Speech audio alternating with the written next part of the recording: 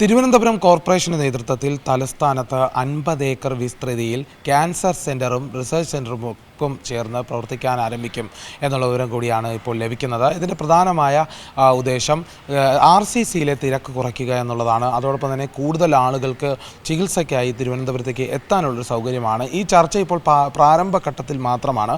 എന്നിരുന്നാലും ഇത് സാധ്യമാക്കാനുള്ള വലിയ സാധ്യതകൾ മുന്നിൽ കാണുന്നുണ്ട്. തിരുവനന്തപുരം കോർപ്പറേഷൻ്റെ നേതൃത്വത്തിലാണ് നടക്കുന്നത്. തിരുവനന്തപുരത്തെ പഴയ മാലിന്യ പ്ലാന്റ്, അതായത് വിളപ്പിൽ ശാലയിലെ പഴയ മാലിന്യ പ്ലാന്റിൽ സ്ഥാപിച്ചിരുന്ന സ്ഥലത്താണ് ഈ പദ്ധതി നടപ്പാക്കാൻ ഉദ്ദേശിക്കുന്നത്.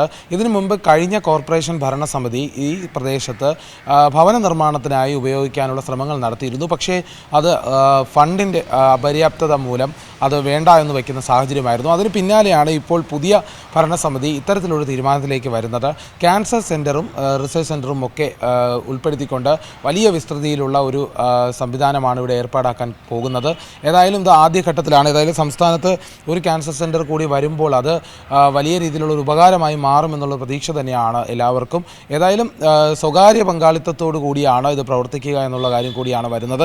ഇത് ക്യാൻസർ വിദഗ്ധരായുള്ള നിരവധി ഡോക്ടർമാരെ നിയോഗിച്ചുകൊണ്ട് വലിയൊരു പദ്ധതിയായിട്ടാണ് ഇത് രൂപീകരിക്കുന്നത്. ഏതായാലും ഇത് വരുന്ന ഭാവി തലമുറയ്ക്ക് ചികിത്സാ സൗകര്യങ്ങൾ ഏർപ്പെടുത്താനും കേരളത്തിൽ ഉയർന്നു വരുന്ന ക്യാൻസർ രോഗികളുടെ എണ്ണത്തിൽ ഗണ്യമായ കുറവ് വരുത്താനുള്ള ചികിത്സാ സൗകര്യങ്ങൾ ഏർപ്പെടുത്താനടക്കമുള്ള കാര്യങ്ങൾ ഇത് ഉപകരിക്കും.